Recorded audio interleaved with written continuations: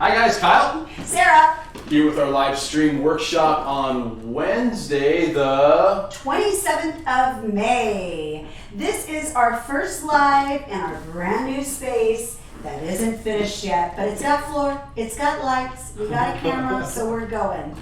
We're going to deal with it. Hope everybody's doing well. I can imagine that you are starting to get full in the brain if you are training online. If you guys have been with us the last few weeks, you'll notice that our actual space that we use ended like right here before. So we've been able to expand our space out so we have a little bit more room to kind of navigate through for our movement, especially as we started getting released from quarantine. People even start dancing a little bit more. Now we have more room for our pattern structure. Yes, we've been working footwork in tighter spaces, especially those of us that have been stuck at home in our kitchens. You have had to narrow your movements down, so now it's a lot better. Getting that ability to open up and move now is going to be our next step. Something that we are going to be covering today, just briefly, is... You're going to hear that. That's our... Yeah. We're getting... Do you like that? That is our trash man. Trash man. He'll be gone in 15 He's still seconds. working, and our soundboard comes in tomorrow. So, welcome to COVID. That's how it works, right? Yeah, but gosh, we needed that because now I've got. Guys, this where we're standing was to like the ceiling with other people's stuff. Our life, my uncle, Carter's dad, your dad, my cousin, and my other uncle. 5 people's stuff that we had to go through and all of ours. So needless to say, we're very proud that we're standing here right now. Yeah, the last 2 weeks have been me just throwing many nights and many bottles of wine to get this place cleaned out. Thank you, Root Cellars, for that, by the way. All right, so where are we going today? All right, so followers, I wanted to touch on the free arm. I talk about this a lot in my workshops. You're going to hear me continue to talk about it because I think as the dance shifts and grows, the free arm needs to be revisited quite a bit, and on both sides. But if you look at back, maybe pre-2000, the dance would be moving a lot faster. And so you would find that we wouldn't get a lot of right to left hand holds. Not that we wouldn't get them at all, because we would. We would get roll in, roll out. There was still pattern work with that, but I would say there was a lot less. And so what happened was the followers' free arm many times just became a styling point. So you would see many times that free arm either just prepping, or when it had a moment to relax, it would free and shape. And so I remember in the 90s really working on, constantly training when I was first starting out on how, what do I do with my arms? And then progressively as time has gone on and we started using more of that side of the body, I have found that is so much more of a following tool and a shaping tool than it is a styling point. And it also shows me options when a follower uses that in their space. I can, as a leader, see opportunity when I see that there's an arm available to me. Right. So followers, something I'm going to do is I'm going to walk through just a couple things I do to work on this. It'd be great to do, and even if you're at home right now with somebody who isn't a dancer, it would be good to kind of see if they can project and copy you and your shaping of where you're wanting to put your free arms. But more importantly, we're going to put it into an example today for you. But also, followers, I want you to know why we're using this, yeah? Leaders, I've been wanting to work on Sarah's free arms forever. So I'm so glad we're touching that today. How are these free arms? So what I want to do for me, leaders, is instead of just having the set arm, I feel like leaders aren't busy enough with getting hands, or when they do, the movements are too abrupt and they don't ask the right way and the right time. So if we can work on figuring out how to get response out of an arm from a follower. So I know a lot of times as we do these things, we take this as a projection for leading, and sometimes it can come out of nowhere. So you're like, oh, I remember that pattern, and you do something. The idea is to let the arm shaping work similar to the way that we work our basics out. When we talk about basic movement or basic pattern development, where you align up in front of your follower can dictate what your next pattern is going to be. So if I'm standing directly in front of my follower, this tells me all the patterns of like tuck, turn, and sugar pushes. And then when I turn off to the right side or show the right side of my body open, this shows my follower ability to do like underarm turns, anything that's going to my right side, yes? And when I jump to the other side, then my follower can now see that there's projection here. Well, the same way that we do that within our placement of our body in there, we also do the same way within our elevation or de-elevation of our hands and our arms in the connection. So we've got to make sure that we're pre-leading, but following the flow of our arm structure where it's gone from. A lot of times what will happen, let's just do this in a generic fashion, people will do a simple sugar push, they'll get done with that sugar push, this will retract, and then they'll think, oh, there's my next pattern. Kyler, and so can you go to overhead really quick? So the movement will happen like last second. So what I want from you right now is not to take the concept and go 3 and 4, 5, and oh, that pattern, I've got to get that hand now. The idea is as this hand retracts or it's coming back, it can help develop and position what it is you want to happen in the connection. So followers, I will watch, stay there, Kai, sorry.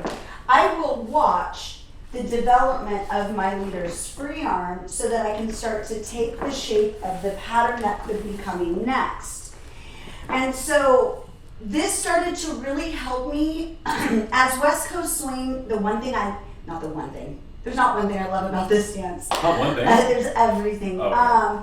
But something that I think is really, really cool is that it's constantly developing. It's a developing dance, and I think it always will be, which is so inspiring and exciting, makes me want to never leave.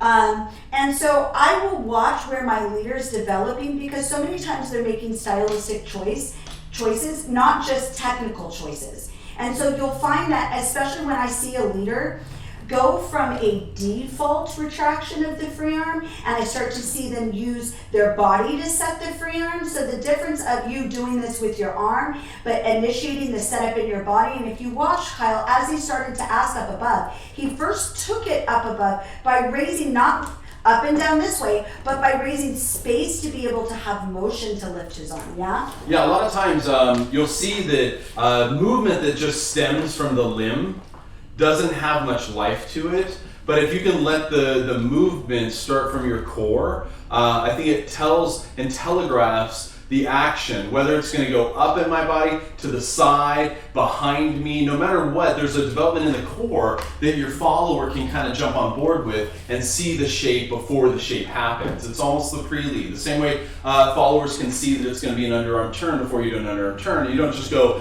hey, it's a sugar push, and then as you go into an underarm turn, you don't just go, hey, it's underarm turn. The development of lifting your body during the anchor step starts to develop and lift up inside yourself. That core development starts to raise up, so you can start to project to the follower something's going to go over their head. Same thing has to happen with your arm shapes and your development that way. Yes.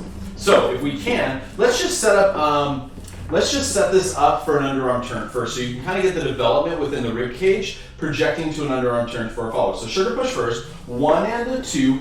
3 and stop 4. Now, whether you anchor in place, float your anchor, whatever, I don't care at this point. That's for a whole different lesson. Today is just developing projection over the head right now. So during your anchor step, whether you're posted or floating, let it rise up in your body. And when I do this, leaders, I want you to take your right hand right now and make a fist and put it right at your core, okay? Your solar plexus, yeah? So I don't want to be below my belly button, but I don't want to be up in my rib cage too much. I want to be kind of below that space. You'll feel there's a little break in your rib cage here. Set your hand there, all right? Now, as you start to anchor, I want you to raise your fist up a little bit above that core place that you started at. Ready? And anchor, let it come up. Now, as you do that, there is a slight elevation change in your shoulders and your elbows, but what I don't want you guys to do, I don't want you to take this and lift and draw it up physically. I want you to almost think that you're doing it almost like breathing in. So if you took your right hand and you put it against your body here, and you just took a deep breath in,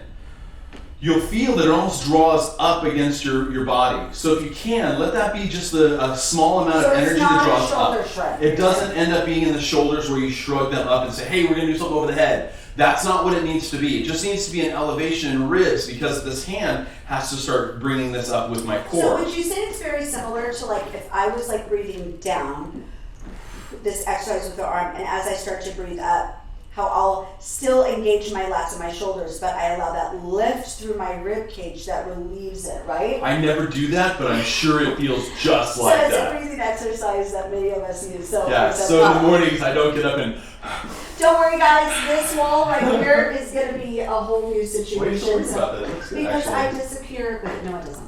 I Oh, disappear. doesn't? But our logo. Oh my gosh, I can't wait to show you guys. May 30th, be there. Yeah, actually, we'll post our new logo. Yeah, It's like we're finishing the last little touches on it. It's pretty badass. Okay, so we've got our development of lift in our body versus drop in our body. So we've got to be able to project within that core structure where something is coming from rather than just having the limb move. We've got to get the core to move first, and the core will tell the limb where it's going. The core will tell the limb where it's going. The core will tell the limb where it's going.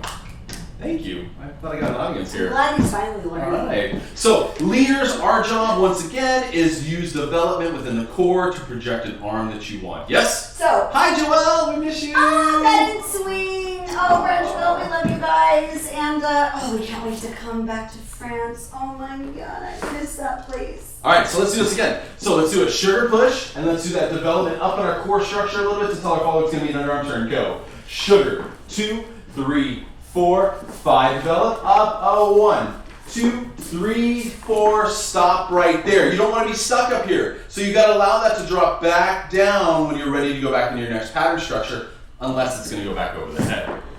Followers, something for us to practice on our own with this. I think many times when we're running our West Coast swing on our own, we don't envision pattern structure. And this is something that You mean followers? Yeah, and it's something that I do because I choreograph. So when I hear a song many times, You're picturing the I'm leading? picturing the leading. Yeah, when I The leading coming to you and then what you have to do. Totally. I had this conversation with Tatiana one time. What's cool when your best friend does what you do, you're able to like talk about things that really, I don't know that unless somebody else did this dance, they would understand, right? And so for me, because I'm a choreographer and because I think of performing that and delivering that, even as a follower, when I start to listen to a song, I picture us dancing and what your lead is doing and what that lead would be to create that. And so, do you feel like a lot of dancers may do the opposite, where they may personalize the movement and not picture being led? What do you think when you listen to a song? To a song. I think of producing pattern structure for my follow and the choreography that I think would fit relative to what I'm hearing. Yeah. So it's production based. Totally.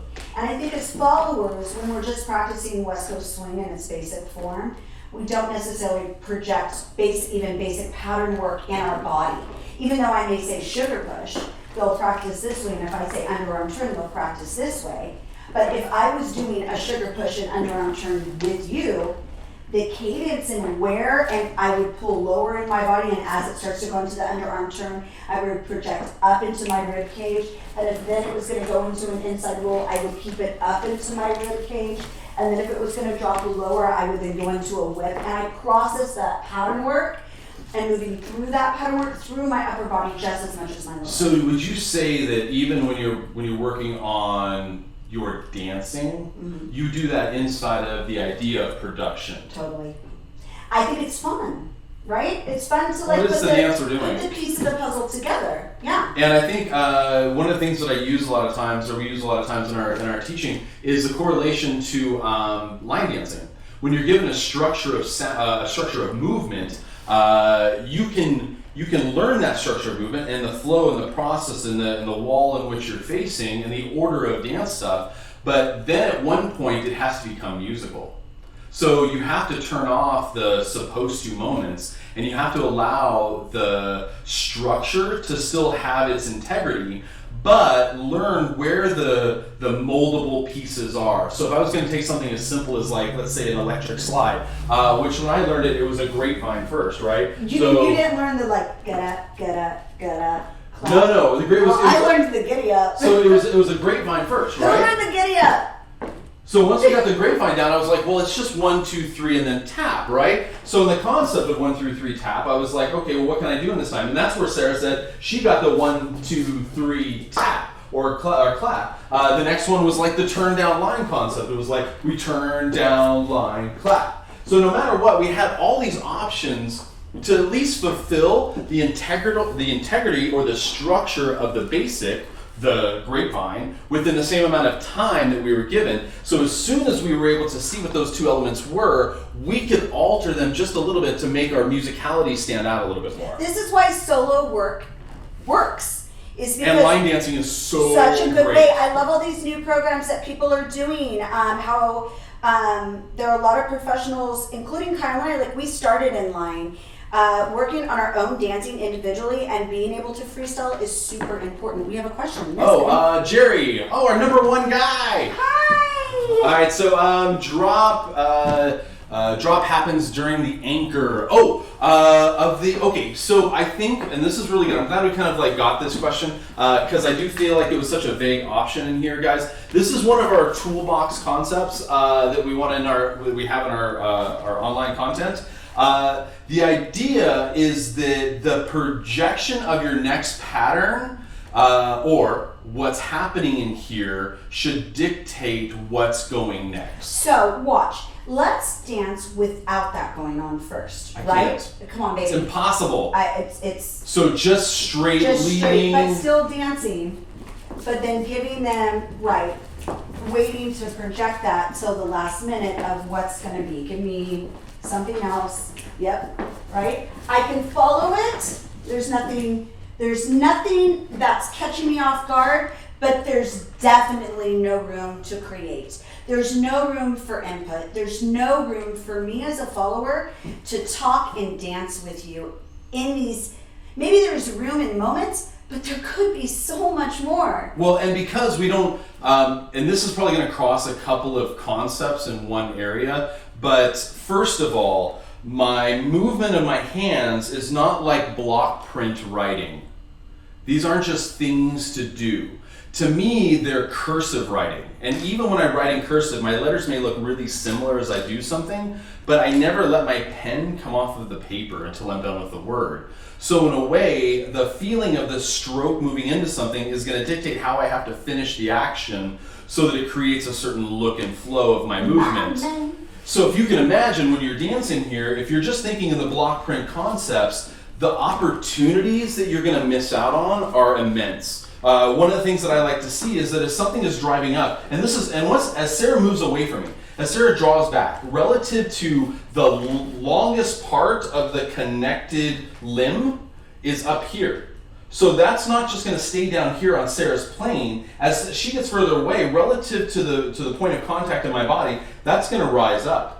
So as I allow the shift of movement away from me to align, that shift of lift coming up inside the partnership connection is something I can add to. So once I've got that option of draw up in this, my options for movement now open up because I'm not stuck to direction. I'm managing arcs, and then the redirection, I can add more arc. I can take arc out of this. And you can do that in a slotted format. Right, so this arc, as she's going away from me, I feel naturally drawing more up in my body. That might project to me that a pattern over the head is available to my follower. Now, as I do that and it goes out, and maybe that arc starts to push over to the side a little bit, that might start something that kind of narrows the slot line in for maybe a mirrored action. So depending on where you're following your arc, will determine the choice of pattern that you do next. Now, last one. Kyler, can you give me an overhead view for a second? So as we do this, so that tracking action we've been doing on this linear, but then within the vertical lift of this, there's also tracking that can push out and into the partnership. So things like maybe I start aligning myself in the slot differently, and then my follower goes back, that arc now becomes this way. You can see Sarah's body needs to be tracked differently, and then the push out for connection and prep is going to follow a different line. Go ahead, flip back. So your goal in this is to find, if you're going to make this almost like a sphere in this area, you can arc anywhere inside the sphere that you want to, and it can go anywhere as it follows that line coming out. So if the arc is going this direction, it's going to feel like it can come back this way. If it's going this direction, it can feel like it can come back this direction. If it's going this way, it comes back down, it can feel like it can go this direction. So following that arc is super important, and it becomes the thing that I use to find patterns. And followers, when I want to put input into a moment, I try to catch, instead of the end result, I try to catch the corner or an edge of that arc to alter a counterbalance in some way, whether it be down below or up above, to let that leader know, look, I'm I'm pressing against this arc. Do you want to use it?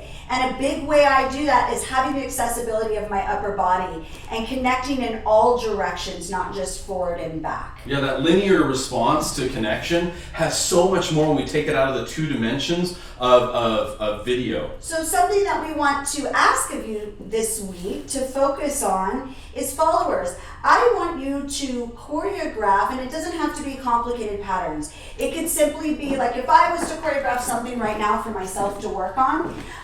Part of the thing I'm working on, it's been really interesting watching all the old videos of myself. A whole bag of emotions. Robert and I were just talking this morning about like what this does to us, going through that whole time period and how emotional it is. And probably the biggest word we feel at the end of it is gratitude and glad we made it. It's still here, you know, and it's quite a ride. And something that I saw in my dancing that I really craved to get back is I really liked how I powered my feet through the counterbalance of my upper body a lot more back then. And I wanna implement it. I think it'll make me feel a lot more stronger. So this is what I would work on right now because of that. You may have another issue and you can tailor fit your workout program to be what you want. So followers, if I was to do that right now, you're gonna see me really keep not a lot of upper body movement. You're gonna see me wanna keep that chest forward. I would go into an underarm turn. Let's now do a hand change. We're gonna go into an inside roll. I'm gonna delay, he's gonna come down this side, and then I'm gonna do another prep with a hook and out. And so then I would repeat that for myself. I go, okay, I'm gonna do that again. I'm gonna go into a sugar push, right? I'm gonna go into an underarm turn. Now I need to project that underarm turn, keep it up above, understand the timing of finishing out my rotation, that arc. I'm gonna prep forward with my hips, free spin out, offer this left side out, control my rotation to now delay, hook, make up space where my leader would have projected me to go. There's an example of a mindset of me just taking a second to work on something, and you can do this too. You could also just go to our membership website and we have these little choreos done for you. But till then, practice that this week.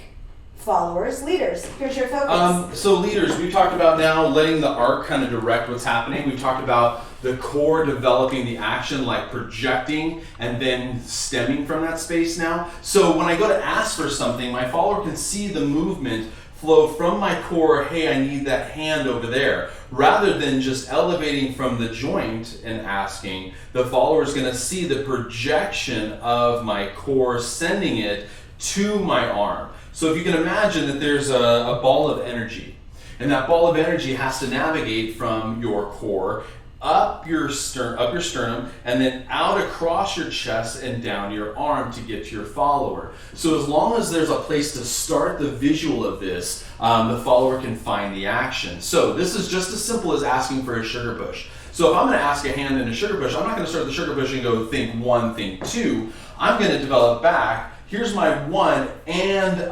2 as my follower sees that development through my body to pick up the hand so I can then receive it. Now, when I do this, I don't do it within the concept, baby, can I borrow you for a second? With her wanting to stop, my follower wanting to stop, unless I want my follower to stop. But ultimately, when our basic sugar push concept, when I go to get the hand and I go to ask for this, that development doesn't go to an end point. It goes and asks, but then as it starts to come towards me, it's jumping on board. One of our tools that we use that's huge from really low level actions to some of the most complex pattern structures that we have is something called hobo on a train. We're not going to do a full explanation on it, but the concept is I've got to jump on board with where it's already moving to. And if I jump ahead and Sarah gives me that hand, now I've got an action or a person moving towards me while I've got a hand stabilized. I've got to make sure that my hand goes with my follower's hand to bring them into place before I give them the ability to push on something. Fine line there. Be very careful. This, I would say. So as you develop and you get the hand, remember you're trying to get the follower to still reach for you. And if you are working with somebody right now, do just an experiment for me. Ask that person standing next to you to shake hands. Hey, how's it going? I am. Fill in the blank. Slim Shady. So as you do that, ask. Hold on just 1 second. Let me finish my idea. So as we go to ask for that hand, the response between the two people now is one has to initiate and the other has to follow through. So once initiated and asked, leaders, don't stop that action. Do the initiation and ask, but then as you do that, wait for the follower to continue to reach forward to get your hand. Because it's one thing that's a little bit different about this is that the look of someone who gives you the hand versus someone who's chasing a hand has a whole different concept. I love how Robert just put, that's right, West Coast Swing is a series of arcs. It is. It absolutely is. And Roger Chin just was talking about, so this is opening doors, creating more opportunity Yes. for choices in the moment. Totally. So that you're not like just making a decision right away, that you're actually learning to read each other so that cool things can happen on the fly. So I've been doing a lot of like artwork with between our website Oh my God, I and was our just new thinking logo. that. Yes. And one of the cool things that you look at is, well, I've got this line here, and then I've got this one here. How do I make these two merge Pea green is working without so making hard. them become just drawn and fragmented? And I'd have to say that making sure that you create arcs and lines and movement into things so they don't become too right angle oriented unless that's the look you're going for should be the base structure you start with. To me, finding those arcs and then movements are so important. So this is what happens though. I know a lot of people who are like classic West Coast swing like theorists, they feel that the arcing of the dance sometimes bastardizes the character of the dance because it is slotted. And this is the thing. The West partnership Coast is swing- slotted. Yeah, the partnership is slotted. It's not slotted on the floor. So check this out. Something that we found that really freed the dance for us. Recharging? And again, this is just so many things, but one of the earlier things that freed the dance for us, and I feel like we developed it together, but I'm sure somebody installed that seed well before. I'm not some just brilliance that came out of my mind. It's crazy how many times seeds were planted right in our minds, and then we just develop and we think we made it up. But what we learned is that the slot isn't on the ground. We took the slot off the ground and we put it between each other. And then that slot became less It's more of a a- straight line that if you fell off of, you would go straight to hell. It became more of the width of the partnership. There's a polarization of energy. Yeah. And we're north and south at this point if we just want to give it a direction. And that north and south can flex a little bit. It can kind of move. Kyler, can you go over the head for just a second? Especially when you're talking about the width of the partnership being the Right. slot, right? So we're gonna have arcs in our own body. So I think where sometimes people feel like they're missing that character of West Coast Swing is when the dance entire time becomes circular in the slot motion. The slot becomes not a slot, it It's becomes spokes. a circle. It's spokes. And so That's the negative. that's a cool variation if you want to vary. It doesn't mean you can't do that. And if things are arcing, so say Sarah's falling this direction within her anchor structure, and I'm falling this direction over here, it doesn't mean that we can't be off of our projected slot line for just a second, but the polarization of energy should draw us back into our alignment. And that's what we mean by taking the slot off the ground. Go ahead and flip it back around. And I Megan. think a lot of times, one of my goals, there was this woman named Betty Corpus. She was out of San Francisco and she's a staple in this community. She was a part of bringing the young and the old together. When Kyle and I and a lot of your other top champions right now were young, she would seek us out, and she was friends with all the masters and the champions of the generations before us. And she would be like, look, I'm going to take you to this club where there's a bunch of old-time swing dancers, and they don't like the way you dance. They think you're not doing the dance, and they're going to tell you that, and you need to listen, and you need to take it, because it's their dance first. And she taught me to not take that personal, and she goes, and you know what? When they were kids, people were telling them the same thing. The difference is, don't you be the generation that doesn't listen. And so that was such a cool thing, but at the same time, she was going to all her friends going, look, these kids aren't going to want to hear what you have to say if you're not encouraging and open to their new ways. And she was such a mentor to me, and I'm like, ooh, someday when I'm a grandma, I'm going to be so cool like her. I'm gonna keep that fresh. And so I want to work on always translating what I know from the classic generation that built this dance to the new one and say, hey, you know, the arcs are rad. I love them. And this is how the dance is arcing. The new kids are trying to keep it in a slot. I hope this transfers a little bit that you can understand there's arcs in the middle of that. And that's where you see people who are passionate, want experience with the dance, push that a little far. And they've got to push the dance. I use this analogy. I don't know if it's exactly right, but I'm going to say it. If somebody can help me out and send me a private message that it's not right. But I don't think there's no right angles in nature. There's angles in nature, but there's really no right angles in nature. Everything kind of curves and rounds off. So to me, everything's bubble oriented. Why is a soap bubble round? The concept is because it's the most energy efficient object. So one of the things that we kind of live inside of is, instead of making these hard choices and movements, is giving those softening edges some flow, so that when you decide to catch something with a hard edge, it has purpose to it. Instead of it being built into your basic structure, your flow is one part of the arcing action, and the speed and development of power that you create in that will create the musicality and intent that you're going for. Yeah. So one of the things that we had somebody saying here, Roger, you were saying that it's like catching a football. That's, yes, you can say that, but I'm going to give it more of a broad concept here. If I had my full, imagine I was a janitor, okay, and I got my janitor keys, not the one on the belt that like pulls off to the edge, but I've got the janitor keys. It's got a crap load of keys on it, right? I'm going to throw these keys to you. How do you catch those keys? You don't just slap at it like this, because you know all those keys could stab you in the hand. So if somebody tosses you the keys, what do?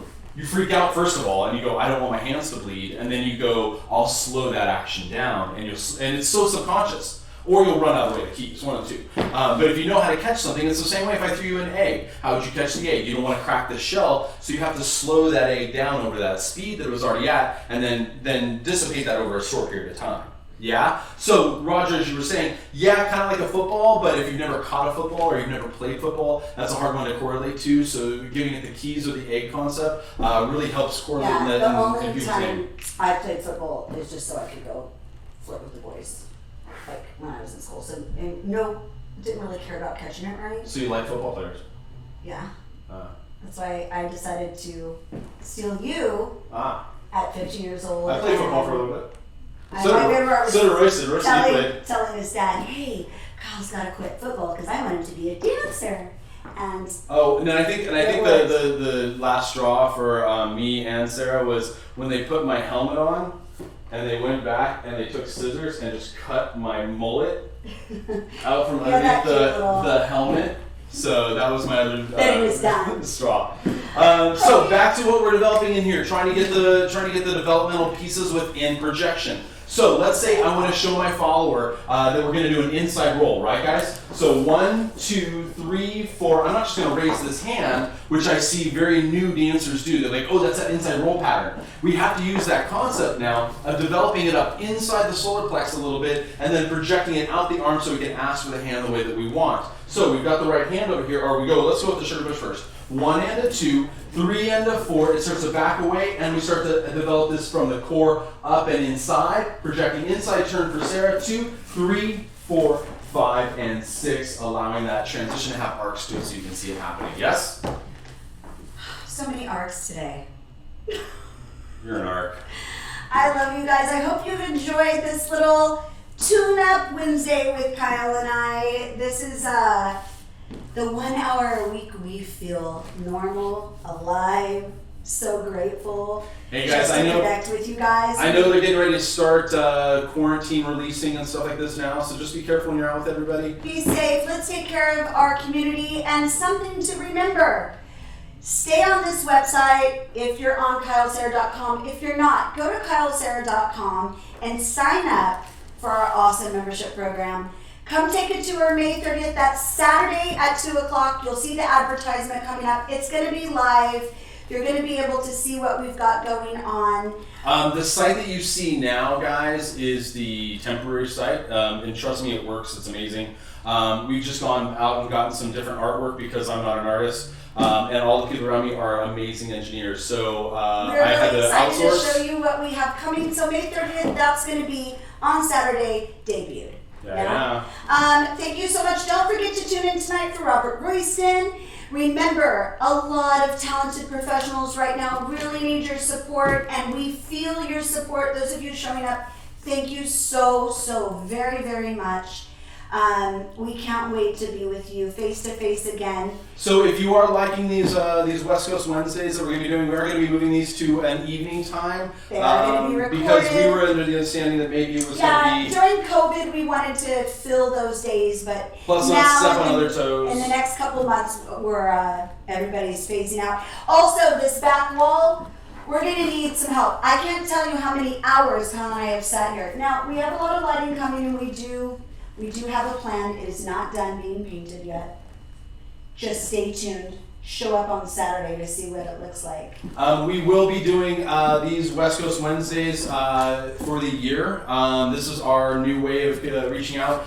This will be our local base. If you do want to be a part of this, in the KyleSayer.com website, if you go to the member registration, we've got two options for you in there. We've got our basic form. It will just allow you to get to these things, plus some access to our site in certain ways. And then we've got our elite access, which will also offer you so much more within the process. Something that's really cool that we're adding is at conventions and workshop weekends, there is going to be an hour coaching session with Kyle and I every weekend. Only with elite members. Only elite members, or members, not just elite members, it's all members. And also access to our private lesson schedule. On a typical massive weekend, we have anywhere from 50 to 100 requests for private lessons that will go to priority to our online members. So a lot of other businesses, go check it out. Huge discounts for you guys in those. If you go look through on the registration page, it will break down exactly what you get within your membership. You get video critiques, you get a lot of stuff. So please go read through that.